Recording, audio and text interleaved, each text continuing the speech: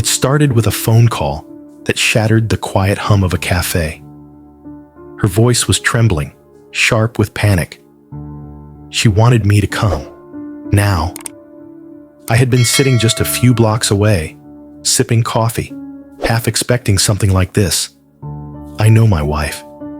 I know the things that stir her emotions, the moments that make her feel like she's drowning. And today, I had worried this might be one of them. When I arrived at the house, I saw her at the front entrance, shoulders shaking, surrounded by a half circle of women offering gentle words and sympathetic hands on her back. She saw me and immediately broke away, pulling me out into the garden. Her voice cracked as she told me what happened. She had been dancing inside, laughing, trying to have fun, when her eyes caught Mary's pregnant belly. And just like that, she said, she couldn't take it anymore. Tears came before she could stop them. She ran outside, and every one of Mary's friends had followed. I wrapped my arms around her. I told her we could go, just get in the car, drive, clear her head. But she looked at me like I was speaking another language. Why would she leave? She asked. She felt better now. She wanted to go back in. I sighed, because I knew what it would look like. I told her the truth. Babe, you know that's not going to happen. You've just had every pair of eyes in there on you. It's Mary's baby shower. She deserves to be celebrated. After this, it won't be about her anymore. I can't see how the focus will go back to her. She rolled her eyes, told me I could leave if I wanted, and then she went back inside. I left, sat in my car, waited. 3 hours later, I returned. The party was winding down. My coworker walked in with me, and I saw it instantly. A circle of guests in the living room, my wife sitting in the middle like the main event. Mary was nowhere to be found. My coworker scanned the room, pulled out his phone, called her. She told him she'd left ages ago. In the car, I asked my wife how she was feeling. She smiled faintly. She'd had a good time. Then I asked why Mary had left. Her eyes widened. She'd forgotten to say goodbye. I told her Mary had been gone for hours. And then I said it. The thing that had been sitting in my chest since the moment I pulled up to that garden. I know you're going through a hard time, but why would you and her friends let this happen? A few minutes of comforting you? Fine. But the entire party? We should have left earlier. She turned to me, her face stiff, wounded. Are you Mary's husband or mine? We stared at each other in silence and drove home without a word.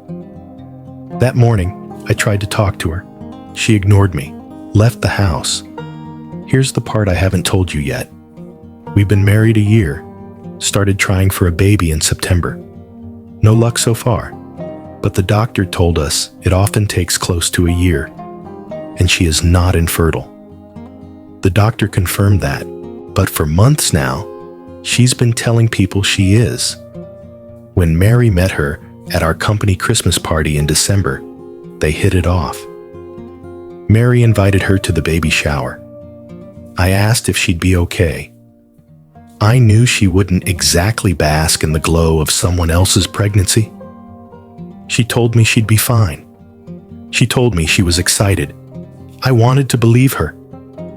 But somewhere inside, I knew I might get a call.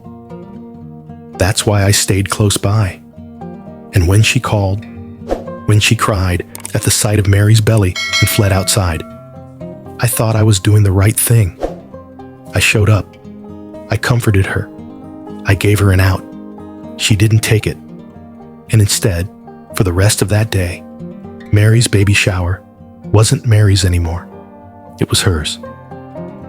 Later, my coworker confided that Mary had moved to this country for him. She had struggled to find friends. He had been so happy my wife and others came to celebrate her. He hadn't expected the day to end the way it did. I'm mortified. I can't even bring myself to call him. I understand grief. I understand longing. Wanting something so badly that seeing someone else have it feels like salt in an open wound. But I also believe there are moments that belong to other people, and you don't take them. Even if you're hurting, even if your pain feels bigger than the room you're in. That day wasn't about my wife. It was about Mary, and she left her own baby shower before it ended. That's the image I can't get out of my head. So, am I the asshole? There's a truth here that's uncomfortable, but necessary to face. Pain doesn't give us permission to take joy from others. You can be hurting deeply and still choose to let someone else have their moment. That's empathy. That's maturity.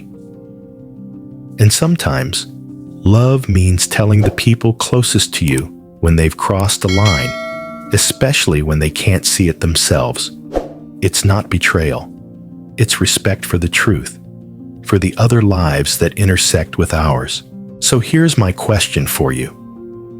If you saw someone you love overshadow another person's milestone because of their own struggles, would you step in? Would you protect the moment for the person it belongs to? Or would you stand by, silent, for the sake of loyalty? Because sometimes the real test isn't whether you stand by someone, it's whether you can stand up to them.